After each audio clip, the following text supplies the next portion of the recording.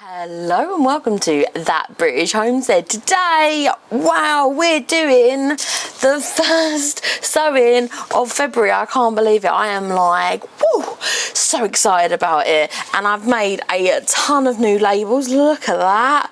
They're absolutely going for it. So we've got no excuse, do we? We've got loads to sow and let's get started. I've also bought an absolute ton of new multi-sow tray things. I don't feel like I have enough, so no self-control at all at this point in time. So just to let you know, my name's Nick, and if you haven't done already, please subscribe. If you like stuff sowing and growing and all that sort of jazz, maybe you'd like the channel, go ahead and subscribe. This is what we're using. It is coconut coir. The coconut coir is organic. Very exciting, I know. And we're going to go ahead and sow a load of stuff to go put it under the grow lights in our seed tent, which is just behind me. So let's get started. Okay, so what are we going to be sowing today? We've already done all of our peppers and our chillies and our aubergines, so I'm going to be focusing on two really important categories for us personally. We've got our brassicas, which is everything from the humble cabbage all the way to pak choy. So that's what we've got here. And we've got an absolute ton of flowers, which, as you know, I absolutely love flowers, really promote them in the garden, and I've got some absolute stunning varieties there. And some lettuce, because who doesn't love lettuce, especially this time of year? We're all trying to go a little bit. Okay, so let's go ahead and get some sauce. Let's go ahead and get some sauce. No, let's go ahead and put it on a tray. Okay, so this has already been moistened. It's really great, this stuff. It really retains water, so I don't have to re-water this, which is really good, because you don't want to water little seeds because they'll go blah, blah, blah, blah, everywhere. Should we start off with some brassicas? I'm going to start off with cabbage. This one is absolutely beautiful. It's called Romanoff F1, so it's an F1 hybrid. F1 hybrid just means that it's not a stable heirloom, so if you save seeds from this, you would go ahead and get something that is slightly different than you sow now. So these heads will grow up to about 2 kilos, which is absolutely fabulous. They're delicious and full of vitamin C and antioxidants, which is important. It's a little bit better. Breathe in. Right, dimples. So, whoops, these are quite fairly good seeds, quite easy to hold, which is nice. There we go. Right, next one, I'm going to do some of these cabbages called Greyhound. They are a conical shaped variety, which I think is really nice. They make wonderful cabbages and coleslaws and stuff like that, so let's get started. You'll be able to harvest these in about June, so it's absolutely perfect for a summer head of, I was going to say lettuce then, of cabbage.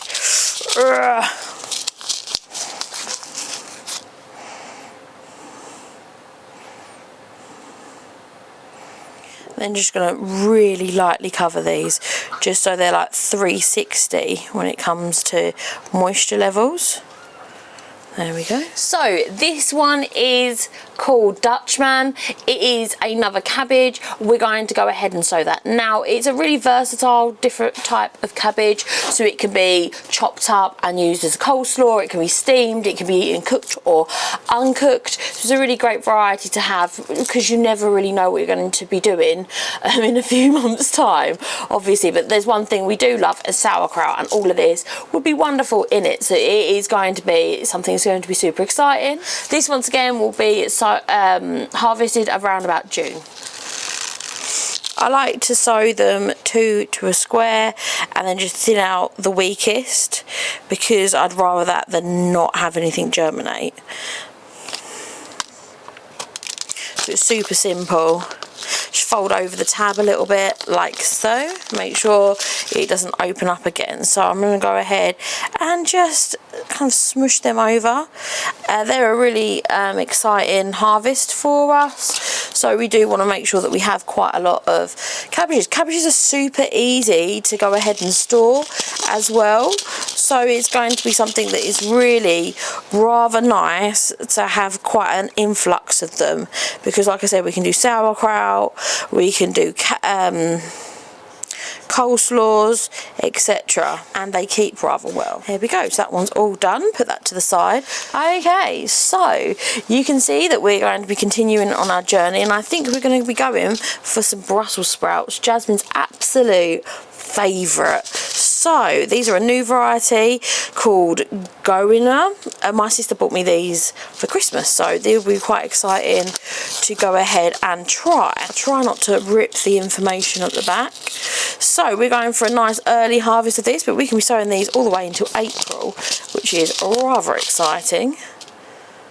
So they're going to produce dark, tasty Brussels sprouts, which have heavy yield from autumn all the way till Christmas. And these are Jasmine's like ultimate favourite vegetable, I reckon. So once again, I'm going to go 2 to a cell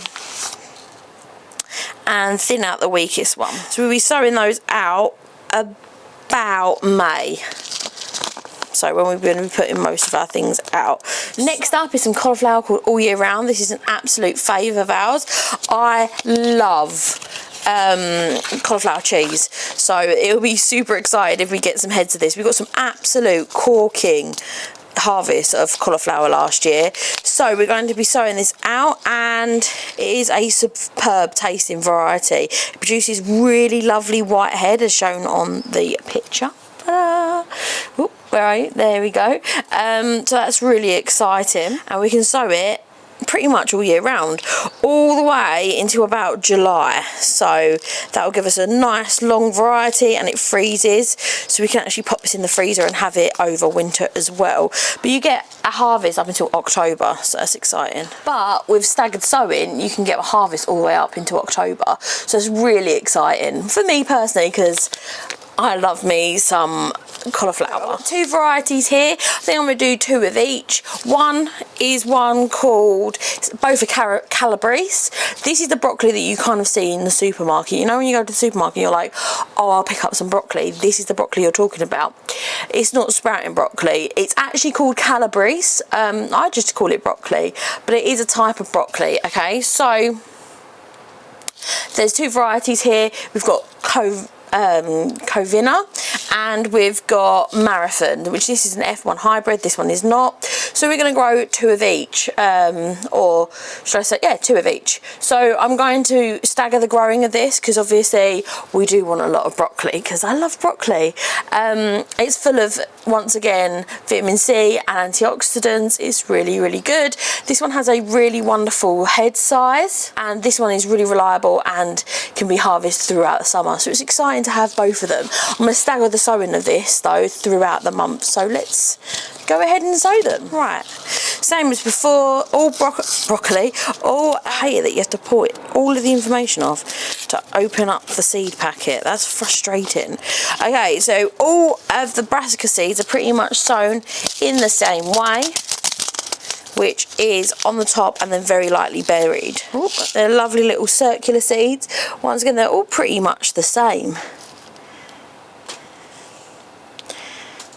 Nothing too exciting about it. There's one. Don't know where the other went. Oh, there he is. There we go. So that is rather exciting. I'm just going to go ahead and make sure that they are nicely buried. So they're growing up through the substrate. They're looking really good, in my humble opinion. Look at them. Right, I'm going to go ahead and put these under the light so I have a bit more room. Okay, so we've got some lovely flowers to go ahead and sow. I really, really think it's important to sow flowers because, start off with marigold, because they attract all the beneficial insects. So once again, I'm going to go ahead and put 2 to a cell. There we go. and I really enjoy seeing them. I don't know how many we're going to do. We're just going to go and be reckless. So it's super important to have flowers in the garden. For me, there's twofold reasons. One, because I really enjoy looking at them, and it attracts me and makes me stay at the allotment for a little bit longer just so I can have a look at them. I really enjoy seeing them, and the insects that they attract is the second point, because they attract tons and tons of pollinators. Now, we used to have bees at our allotment, and I was always quite concerned about having the bees like leave the allotment, because people who were keeping bees decided not to, because there is farmers field behind our allotment and they keep spraying pesticides all over the allotment, which led to the bee colonies dying. Okay, it's called colony collapse, I think it is. I'm not a beekeeper, so bear with me on that one. However, now that the bees have gone, I haven't seen an inch of difference in the pollination of any of my crops, and I think the main reason for that is because we do so many flowers and they're gorgeous. I really like having two aisles, like you're a bride walking down the aisle every time you go down the allotment. I love that. Okay, so next we're going to go for some Cabbages, which is a mixed berry variety. I have to say, a wonderful name. I've used electrical tape to close it. This might have been a terrible idea. Oh no, it's coming off.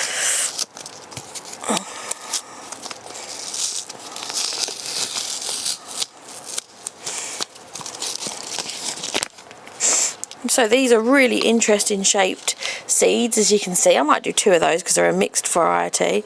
I'm going to do two in each, so just popping them down, very gentle, and then I'll label those Cabbages. They are very pretty looking variety, as you can see, and I just know that the more you sow, the better it will be for the bees and the wasps and the butterflies, etc. The amount of butterflies that I get to see because I've got poppies in my garden is ridiculous. They look absolutely amazing, and it's one of those things, if you plant and if you create the environment they need, the pollinators will come.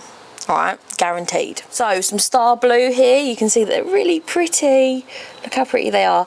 And they are a blue variety, so let's go ahead and do some of those.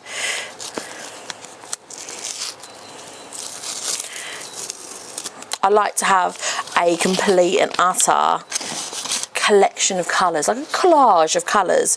I think that would be quite sweet. These are the tiniest seeds, I'll show you.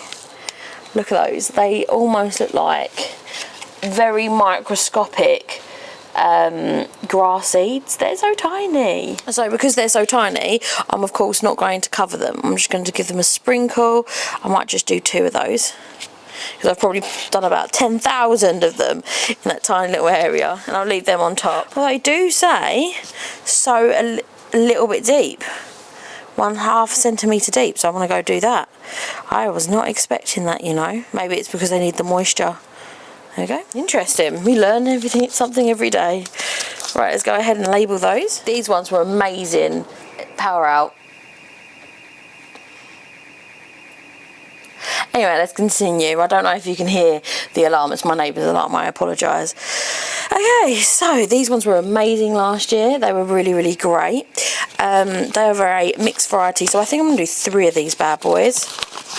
So we're going for 1/2 centimetre deep of these. They're very tiny again. Hello, tiny seeds. Oh, so let's go ahead and do these.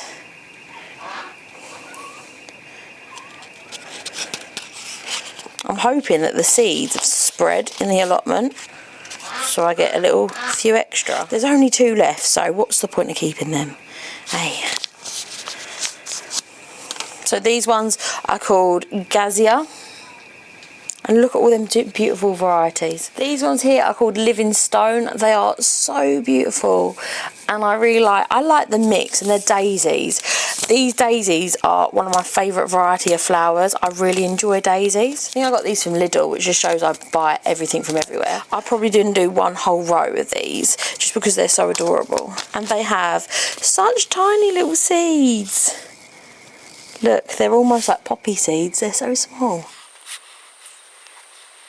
for trellises, rockeries and borders. They're definitely going to be in the border of our allotment. Oh, this is going to look gorgeous when it's done. Moving onwards and upwards, let's go ahead and do some sweet peas. These were actually sent to me by Rach, so thank you so much for doing that, and I'll attach her YouTube video below, so YouTube channel below, so you can check her out. These are once again a variety, so we're going to go ahead, sorry, a variety pack of different colours, so we're going to go ahead and do a couple of these. Oops. Sweet peas are lovely big seeds, nice and easy to handle. So we'll go ahead and pop them in like that. This is one of my favourite varieties or flowers of all time. It's the dahlia, humble dahlia, and this is a mix of all different dahlias. I love dahlias. I'm probably going to do about 3, 6, 9 cells of this because I absolutely adore them. And the bonus thing about dahlias is they're perennial, so you sow them once and you get the roots, and they look gorgeous. Tons of seeds left. Dahlia seeds look like this. I don't know if you can see that. So they are gorgeous. I love them.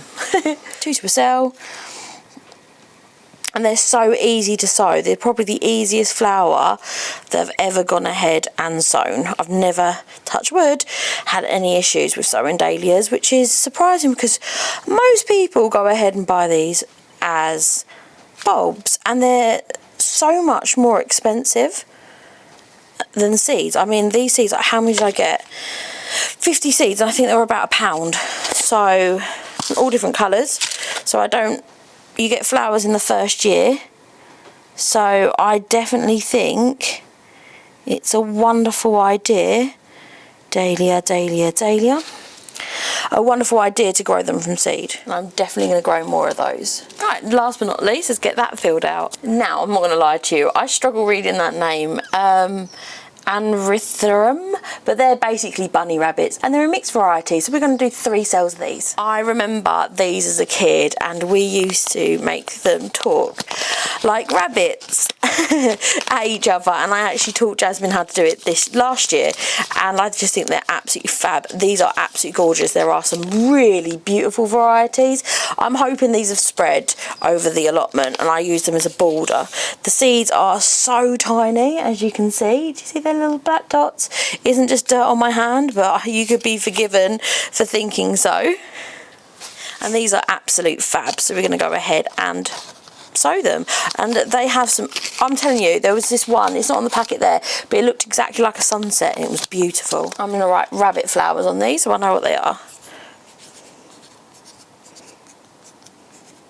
Thank you so much for hanging out with me today and sowing a couple of flowers and cabbages. I genuinely, this is the biggest sowing that we've done this year, and I am so excited about the season. I have to say, there is nothing better than feeling like you've accomplished something and knowing that you have so many seeds in the ground. It's like having insurance or something. It just makes me feel so positive about life. If you have grown anything this month, please let me know down below, because you guys are my inspiration and you really help me to stay on target. So thank you so much, and I will see you next time. Bye bye. Oh, and if you haven't done already, please consider subscribing. It really helps out the channel.